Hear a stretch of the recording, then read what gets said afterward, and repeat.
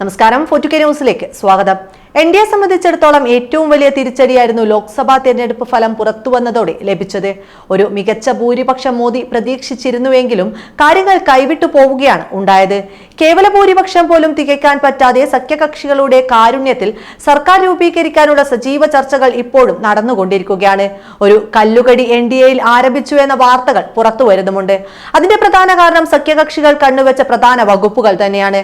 അത് വിട്ടുകൊടുക്കാൻ തയ്യാറല്ലെന്ന് ബിജെപിയും പറഞ്ഞതോടെ സർക്കാർ രൂപീകരണം തന്നെ പ്രതിസന്ധിയിലായിരിക്കുകയാണ്. എന്നാൽ ഓർക്കാപ്പുറത്ത് ലഭിച്ച അടി പോലെ മറ്റൊരു തിരിച്ചടി കൂടി ഇപ്പോൾ ലഭിച്ചിരിക്കുകയാണ് ബിജെപിക്ക്. ഡൽഹി കേന്ദ്രീകരിച്ച് വലിയ വലിയ ചർച്ചകൾ നടത്തുമ്പോൾ ബംഗാളിൽ നിന്നൊരു സുപ്രധാന വാർത്തയാണ് ഇപ്പോൾ പുറത്തുവരുന്നത്.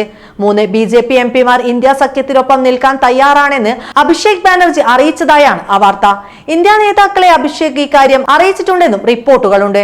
മഹാരാഷ്ട്രയിലും ചില ബിജെപി എംപിമാർ ഇന്ത്യ സഖ്യത്തോട് അടുക്കുന്നു എന്നാണ് അവകാശവാദം. മഹാവികാസ് അഘാഡിയിലേക്ക് തിരികെ പോകണമെന്ന് NCP അജിത് പവാർ പക്ഷത്തും ആവശ്യം ഉയരുകയാണ് എന്നുള്ള റിപ്പോർട്ടുകളും പുറത്തുവരുന്നുണ്ട്. തൽക്കാലം പ്രതിപക്ഷത്തിരിക്കാനാണ് ഇന്ത്യയുടെ തീരുമാനമെങ്കിൽ പോലും അംഗബലം കൂടുന്ന ഒരു കാഴ്ചയാണ് കാണാൻ സാധിക്കുന്നത്.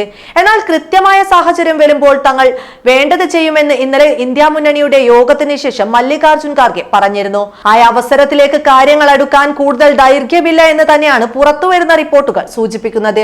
അതിൽ ഏറ്റവും വലിയ സൂചനയാണ് ബംഗാളിൽ നിന്നും വരുന്നത്.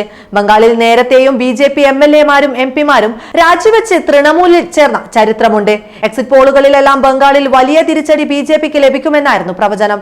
എന്നാൽ ആ പ്രവചനങ്ങളെയൊക്കെ തള്ളിമാറ്റി തൃണമൂൽ കോൺഗ്രസിന്റെ ഒരു കുതിപ്പ് തന്നെയായിരുന്നു ഉണ്ടായത്. ബംഗാളിൽ തിരഞ്ഞെടുപ്പ് സമയത്ത് തന്നെ ബിജെപിയുടെ നേതൃത്വത്തിൽ പല രീതിയിലുള്ള അക്രമ സംഭവങ്ങളും അരങ്ങേറിയിരുന്നു. ഒരു അക്രമ രാഷ്ട്രീയം തന്നെ ബിജെപി അവിടെ അഴിച്ചുവിടാൻ ശ്രമിച്ചിരുന്നു. ബംഗാൾ ജനത ബിജെപി അകറ്റിമാറ്റുന്ന കാഴ്ചയായിരുന്നു തിരഞ്ഞെടുപ്പ് ഫലത്തിൽ ഉണ്ടായത്. 18 സീറ്റിലേക്കായിരുന്നു ബംഗാളിൽ ബിജെപി മത്സരിച്ചത്. 6 സീറ്റിന്റെ നഷ്ടമാണ് ബിജെപിക്ക് ഉണ്ടായത്. 12 സീറ്റ് മാത്രമേ ബിജെപിക്ക് അവിടെ ലഭിച്ചിട്ടുള്ളൂ. അതിൽ നിന്നാണ് ഇപ്പോൾ 3 MP-മാർ ഇന്ത്യ സഖ്യത്തിലേക്ക് പോകുന്നു എന്ന വാർത്തകൾ പുറത്തുവരുന്നത്. സർക്കാർ രൂപീകരിക്കാൻ തൃണമൂൽ കോൺഗ്രസുമായി ഒത്തുചേർന്ന് ഇന്ത്യ മുന്നണിക്ക് കരുത്തു പകരാൻ തയ്യാറാണെന്നുമാണ് MP-മാർ അറിയിച്ചിരിക്കുന്നത്. വളരെ ശക്തമായ രാഷ്ട്രീയ കരുനീക്കങ്ങളാണ് ഇപ്പോൾ പല ഭാഗത്തു നിന്നും നടന്നുകൊണ്ടിരിക്കുന്നത്.